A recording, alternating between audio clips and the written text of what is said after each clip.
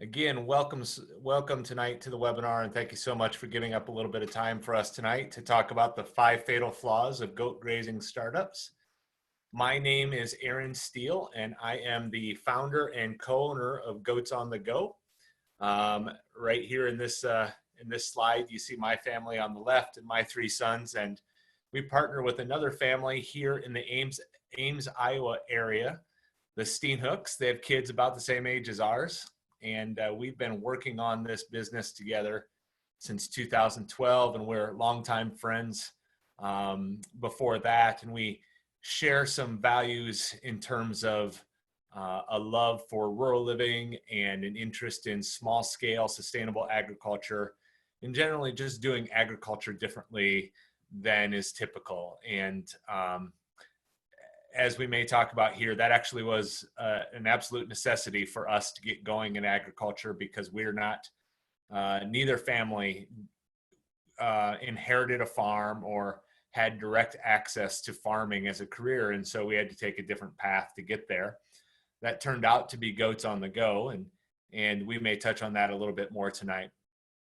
But I just wanted to introduce ourselves to you and say how pleased we are that you take time to join us tonight and learn about the goat grazing industry a little bit and what it takes to operate a successful goat grazing company. So we are a targeted grazing business, or a targeted grazing enterprise. And what is targeted grazing really? Well, this is a really terrific academic definition of targeted grazing. I guess the main point here is that we're using livestock as a tool for managing vegetation, or as this definition says, to accomplish very specific defined vegetation or landscape goals. So the main components are there, that livestock is a tool. We have a plan for using those livestock to achieve particular goals. The simplest way for us to say what we do on a day-to-day basis with Goats on the Go is that we use our goats to eat the vegetation that our customers want less of. And again, we've been doing that since 2012 at Goats on the Go. We founded our company right here in Ames, Iowa. And almost from the very beginning, since we put up a website really back in 2012, we've had people calling us, wanting to hire us from far outside of the geographic range we could cover. And we also had people calling us wanting to operate a goat grazing business like ours and looking for advice. And that was really early on in our business. So we are a bit taken aback by that. And we didn't feel very comfortable offering advice because we hadn't been doing it very long. But in 2016, both families got together and we just saw a need and a demand for expanding our service and expanding our company. But we just couldn't see putting employees all over the country in order to expand the availability of our service. What we decided to do instead was to take our brand that we had carefully built and nurtured over the years, and that was gaining some traction and some recognition among folks all over the country, really. And we decided to invite other small companies under our brand umbrella to help other small businesses like ours get started and apply our brand identity to them, help them not to make the same mistakes we made when we first got started, and just in general, accelerate those goat grazing startups so they're starting at 60 miles per hour instead of 0 miles per hour. We have since been expanding throughout the United States. We currently have actually 18 affiliates in 8 states. And we, of course, since we're based out of Ames, Iowa originally, we have seen a lot of initial growth here in Iowa, but we have expanded to neighboring states and beyond. We now have an affiliate in California, an affiliate in Ohio, Indiana, as far south as Oklahoma, and College Station, Texas. You can learn more about our affiliate program by going to goatsonthego.com/affiliate, or real simply just go to our homepage, and one of the menu items at the top of our homepage says own a goat business, and you'll be taken to all the information about participating in our affiliate program. All right, so what we're going to do tonight might seem a little bit morbid, a little bit depressing, but we're going to be focusing on the mistakes that often cause goat grazing startups to fail. You know, this is a pretty young industry, and all of the business models are still being worked out, and there's a variety of different models out there, and it's unclear which one is the winner, if there is one defined winner. We feel like we have a winner in our hands. We have a business model that we know works and have proven that works. It may not be the only way, but we're happy with it. But we didn't start out happy with it. We made a lot of mistakes along the way. And what we're going to do tonight is just talk about some of these really broad mistakes that we made or were close to making early on, and just kind of provide you with that information so that you could avoid those mistakes. In essence, we're doing this kind of business exercise called a pre-mortem. Many of you have probably heard of a post-mortem or an autopsy on something that's already dead. But this business tool called the pre-mortem does the reverse. It looks 3 to 5 years in the future and makes the assumption that our business has already failed. There's nothing we can do about it. We can't change it. It has failed now. Let's look backwards. What were some of the likely mistakes that led to the business failing? And again, I apologize if that sounds depressing or morbid, but it's a really useful tool because we're very optimistic as people and we want success. And so if we just sit down and decide, should we go into business as a goat grazing operation? We're going to come up with lots of positive reasons to do it. And we're going to come up with lots of ideas about how to proceed with that business, and none of them will be rejected because they'll all seem great if we're just looking forward. But we can kind of put our egos on the shelf and our biases on the shelf if we start from the position of our business has failed, why did it fail? Then we're able to be much more honest with ourselves about what might have gone wrong and ultimately prevent those things going forward into the future. So I'm going to highlight 5 major flaws tonight. Again, these were ones that we were guilty of ourselves or nearly guilty of. And so they're familiar to us. And I'm going to kind of do them in order of, least important to most important, or least impactful to most impactful, but they are all major flaws that have the potential to tank a goat grazing business. And number 5 is serving the wrong area. Okay, and when I present this one, I think oftentimes people are thinking, oh yeah, not serving a big enough area. I get it. Or not serving an area with enough people or something like that. And those may be factors in an area that's wrong, but there are other factors as well. And oftentimes I think that one of the major factors is actually that the area that a business chooses to serve is too large. And so therefore it's not sustainable over time for them to serve that much space. We go and check on our goat grazing projects at least once a day.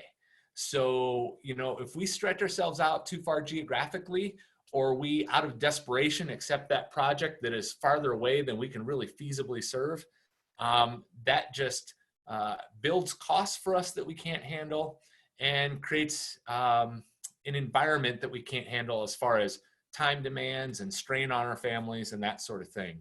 So we really have to focus on an area that has the right number of potential customers, of the right kind of customers, in a small enough space so that we can serve them effectively and sustainably over time.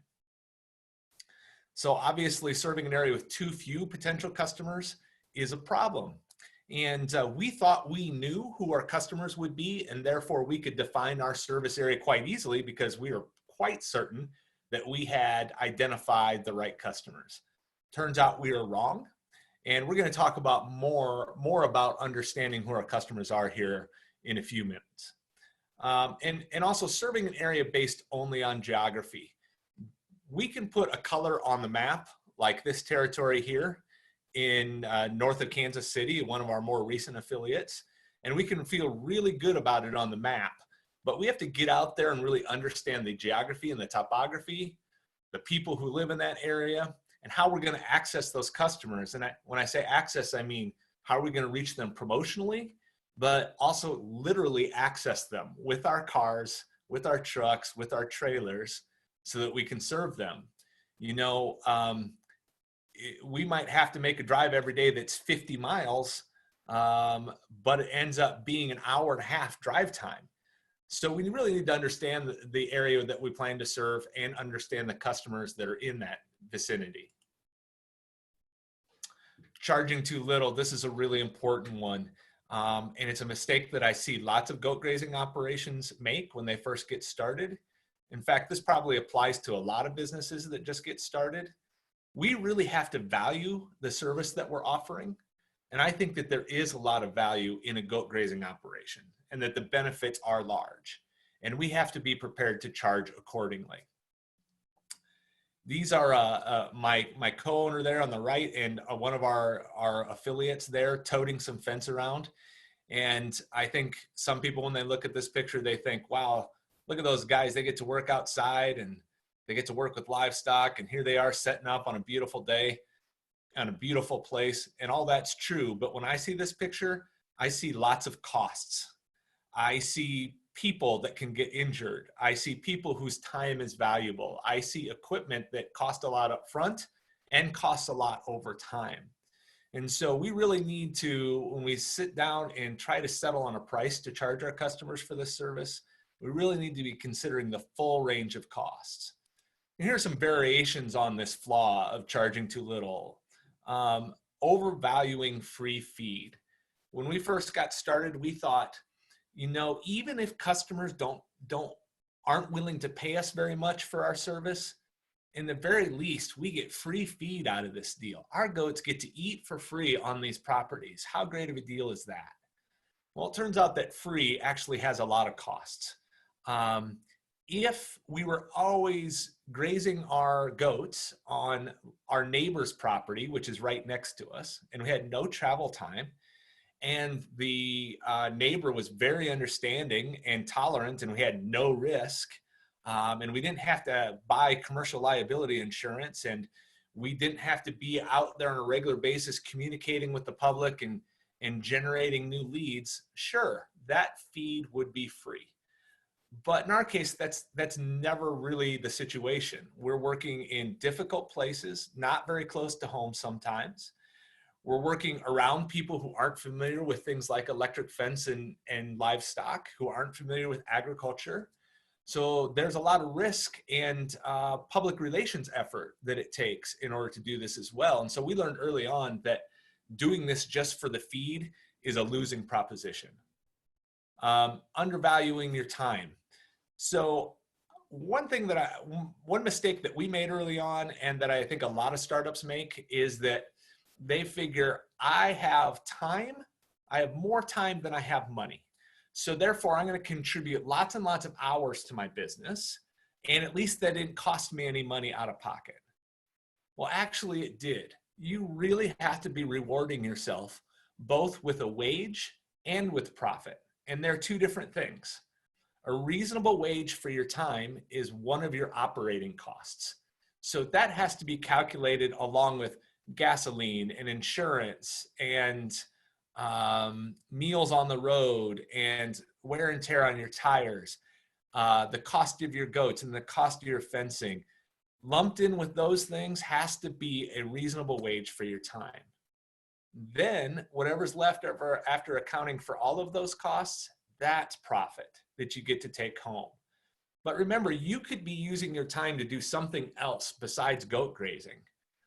So that really has to be a factor in the price you charge just to cover your costs before you start to account for profit. Wanting to make everyone happy or get every project, definitely we were guilty of this, me in particular. Not so much my partner, Chad, but I really struggled with this. I want people to like me and I want people to like what we're offering. And so if I told somebody a price and I got a look from them that said, wow, that's really expensive, I think you're crazy thinking you can charge that. Maybe they even look a little bit offended. That really hurt me. I really wanted everyone to love what I love and to hire us. And when you get that kind of reaction from some potential customers, the temptation is to start dropping your price to make them happy and to get that project. But here's the thing, we're reaching out to a certain kind of customer. And if the people out there that we're talking to don't think that the price is equal to the value that they're going to get out of the project, out of the goat grazing operation, then our service just isn't for them. And I had to get used to that early on, that I don't have to make everyone happy, only have to make enough people happy with my service. Paying customers, we have to make every paying customer happy, right? But I don't have to get everyone I talk to pay for the service. It's not for everyone. It's for enough people to fill my schedule every summer. And I think way more than that, actually, but it doesn't have to be everybody. Not being honest with yourself about the numbers. So this equipment that these folks are carrying in this picture, that has a pretty high upfront cost when we have to go out and buy all of that before we start our goat grazing operation. But the cost isn't just that year. We can't just say, phew, I'm glad we're done paying for that in year one. Now that's not a part of our price factor or our price calculation anymore, because we paid for that back in year one. No, it's an ongoing cost. Every time we unroll this fencing and use it, it's having some wear and tear on it. It is depreciating over time. So we need to account for that cost every year in everything we do, every project. We are wearing this stuff out. Same goes for the tires on our car and the brake pads on our truck and the rust on our trailer. Those all are costs that we have to consider when we set our price. Mixing your books. So many of our affiliates and many folks who go into the goat grazing business already have some sort of a small farm or an acreage or a hobby farm. And they might already have a truck and a trailer, maybe even some of this fencing on hand sitting in the back of the barn. And so it's easy to say, look, if I start a goat grazing operation, I don't have all those costs because my farm already bought all that stuff. I'll just borrow it from them. But when you do that and you mix those, you're mixing the books of the two operations together. So we will never know truly, if we do that, if our goat grazing operation is profitable on its own, if it can stand on its own. We also, by the same virtue, won't know if our farm operation is profitable on its own, because we're mixing these things together. We're flowing income from the goat grazing operation right through our farm books. We're going to miss it if we're not profitable. And before we know it, we're going to be losing money and not even realizing it. So what we do with Goats on the Go is every time we use the truck and trailer that belongs to Aaron's farm or the truck and trailer that belongs to Chad's farm, we actually pay ourselves like we are subcontractors, like we are vendors to Goats on the Go. So we pay ourselves for the use of those vehicles, and Goats on the Go owns all of this equipment, so we're not borrowing it from somewhere else. Even with the goats, our two farms, our two very small farms, own all of the goats. Goats on the Go as a company doesn't own goats. And so we actually exchange money back and forth. Goats on the Go pays our farms for the use of those goats throughout the grazing season, so that we know absolutely, beyond a shadow of a doubt, that each of those operations could stand on its own if you remove one from the mix. And finally, valuing now over years from now. And by that, I mean, when you first start a business, it's really tempting to say, 2 years from now or 6 months from now, I will charge the price I really want to charge. But first, I need to get some cash flow going, so I'm going to drop my price considerably just to land those first few clients. And that seems logical, but once you start charging that lower price, it's hard to go back up where you really want to be. Word gets out that your service costs such and such, and now that becomes the new expectation for a service like yours in your entire market area. So we really need to be thinking about years from now, even on that very first project. I think that's true in any business, but especially in this industry, because this industry is young and new, and people don't quite know what to expect. So we have a fantastic opportunity to set our prices where they give us a reasonable profit, and the price reflects the value that we're delivering to the customer. And the customer then learns to expect, oh yeah, targeted goat grazing costs about this. It costs about this much per acre. It costs about this much per week or per time period, or however you want to go about your pricing structure. The point is that we have a great opportunity to set expectations in the marketplace right now. And even though we're impatient to get that first project, it's the absolute worst time to drop prices. All right, not knowing your customers. This is so important that we understand who our potential customers are in a given marketplace. So these two gentlemen are, when you first look at them, you think these two gentlemen do not have much in common. On the left, we've got a young dad. He's in the midst of building his own business. He's super busy and industrious. He's thinking about retirement. He's thinking about this amazing piece of land he lives on and leaving a legacy for those two kids. He's got more kids, even younger than those, at home, and a wife, and he's got church activities and everything. And then the guy on the right here, when you look at this picture, you think, well, this guy, he's retired, he's made his living, and he's probably a little bit wealthy. He's done earning, and he's just relaxing now. Well, that's what the demographics would tell you. That's what the Census Bureau data would tell you about these two guys.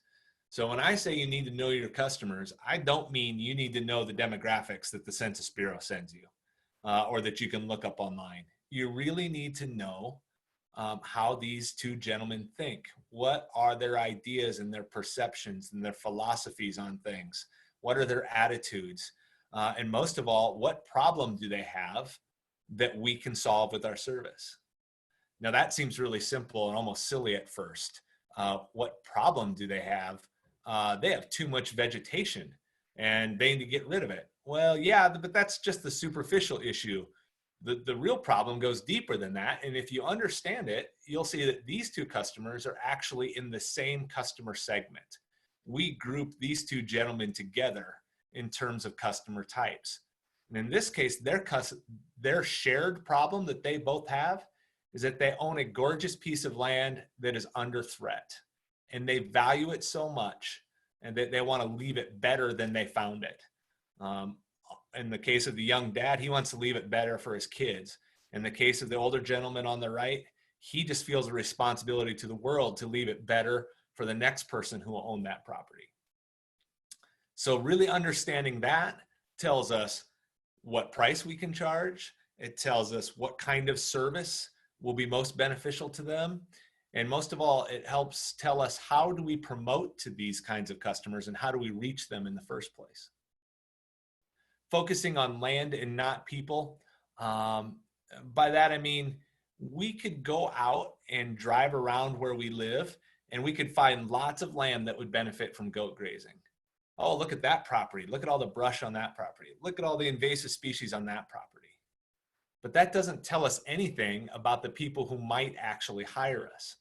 And what we'll likely find is that a lot of that land is owned by people who won't hire us in the future. We have to understand, again, who the people are, what their attitudes and perceptions are, and what their problems are in order to reach them. And all of that, if we make those mistakes along the way, we end up wasting promotional dollars because all of the promotion and advertisements and marketing that we do is shotgunned broadly across a whole spectrum of people instead of directed right at the people who need to hear it, how they need to hear it in a given circumstance. Number two is not having a meaningful brand. Now, our affiliate program is built around the Goats on the Go brand. All of our affiliates value the brand identity that we're able to extend to them. So you would think since that's a big part of our business, that this would be number one for us. Well, it's really important, but it's not number one. But I do want to talk to you about this for a few minutes here. Some different flavors of this same mistake is that thinking of your brand as just a logo or a name. So I might say to you, you don't have a meaningful brand, and that could be a problem for your business. And you say, no, I've got a great brand. You should see my logo. I have the catchiest name ever. And I already have the URL registered for this name. Well, those are terrific things, but that doesn't make a brand.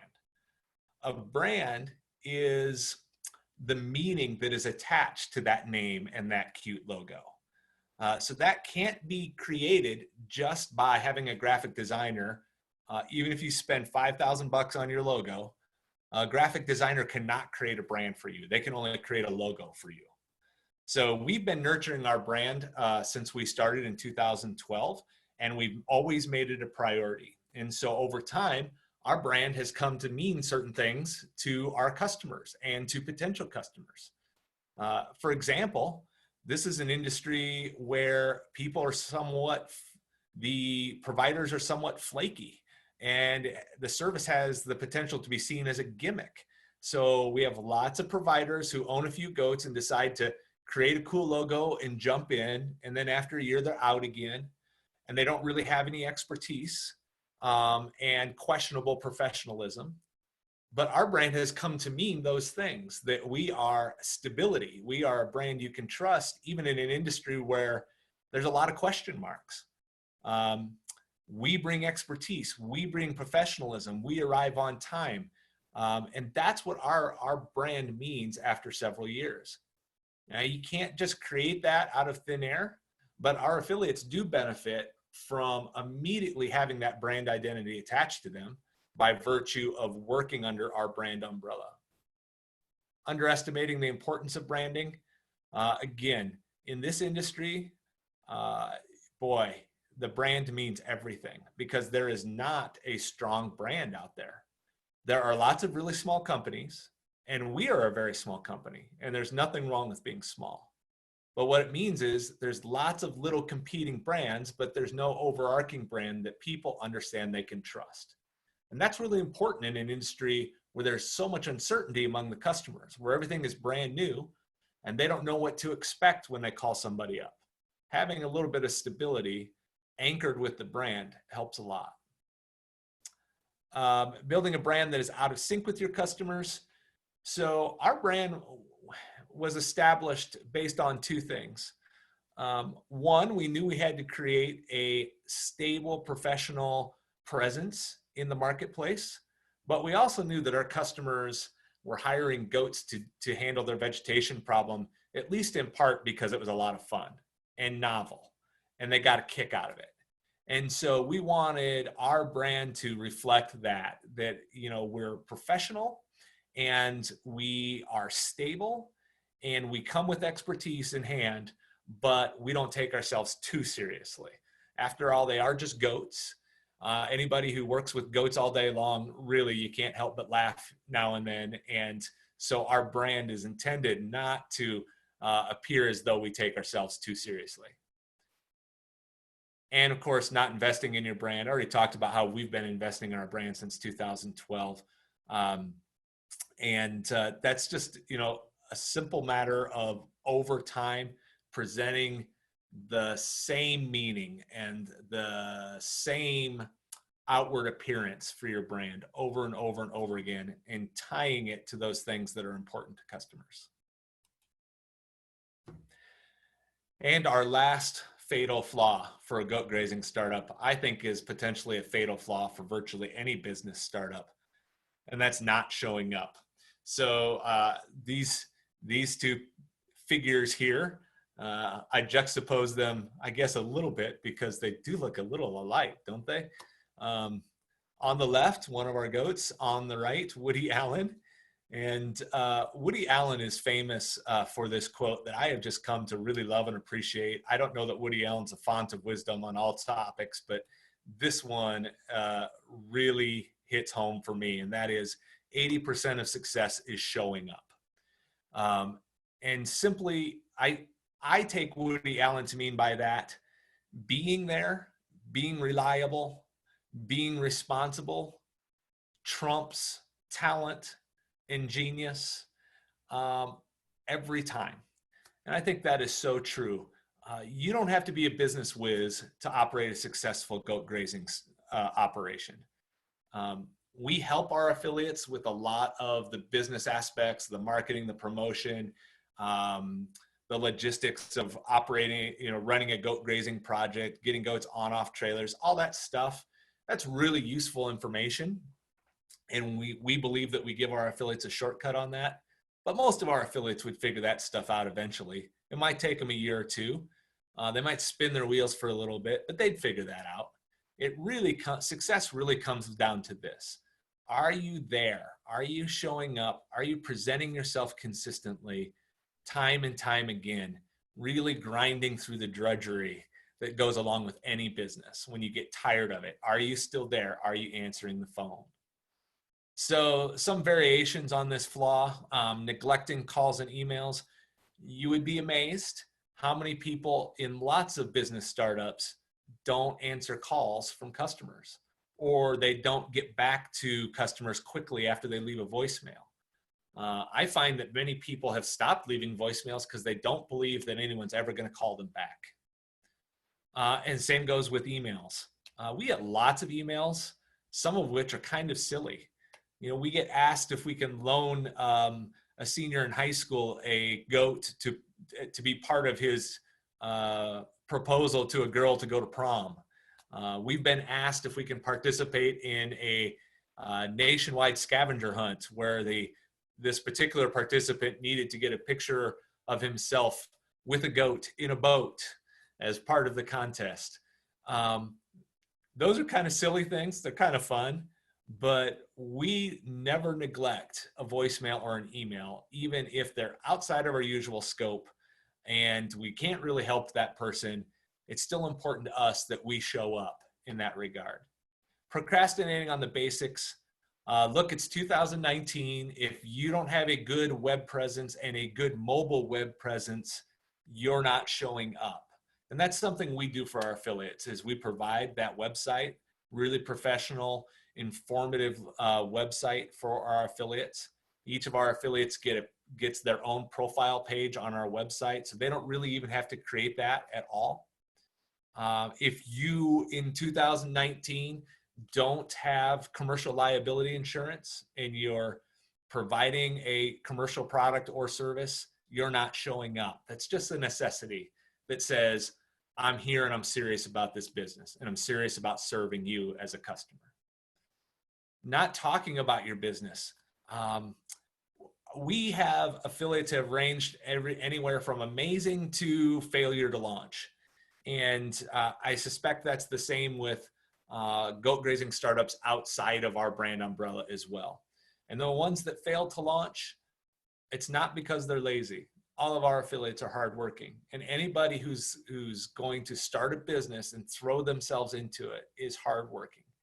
It's really about boldness. Are you going out and talking about your business? Are you taking speaking engagements and seeking out speaking engagements so you can talk about your business? Are you sitting at your kid's basketball game and when a parent that you just met says, "Hey, what do you do for a living?" Are you saying, "Well, I raise some goats and I do some other stuff"? Or are you saying, "I've got the most amazing business. I'd love to tell you about it. I use goats for weed and brush control"?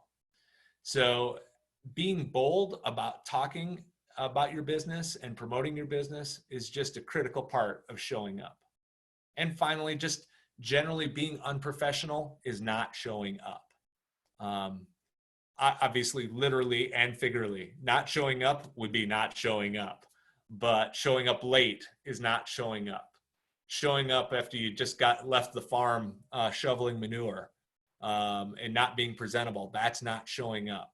Not returning calls, not putting together professional looking quotes, that's not showing up. Any goat grazing startup that is willing to do the showing up parts has 80% of it licked already, and they're likely to be successful. All right. Well, thank you. That's the 5 flaws for tonight. Thank you so much for attending. I just want to call your attention to a couple of things. This is a snapshot of our website, and on our homepage, you'll see circled there at the top, there's a menu item called Own a Goat Business. If you click that, you'll find all sorts of information about our affiliate program. There's an opportunity to attend another webinar, to apply to be an affiliate. You can submit a request for more information, and we'll send you an informational flyer about our affiliate program. And there's also some brand new calculators on that portion of our website that will help you kind of calculate out the potential revenue-wise for a goat grazing business, and also help you determine how many customers it would take to completely fill one's schedule as a goat grazing operation. And here's my contact information. I'm going to open up the mics here in a minute and take any questions you might have. And but if you don't feel like passing along a question to me tonight, and you'd like to put it in an email to me directly, feel free to do so. And I'll get back to you in the next day or two. Also, finally, we do have one other webinar that talks more about the market for goat grazing, what the demand is like and what's fueling it. Also talks more about the details of our affiliate program and the benefits of joining under our brand umbrella to open your own goat grazing business.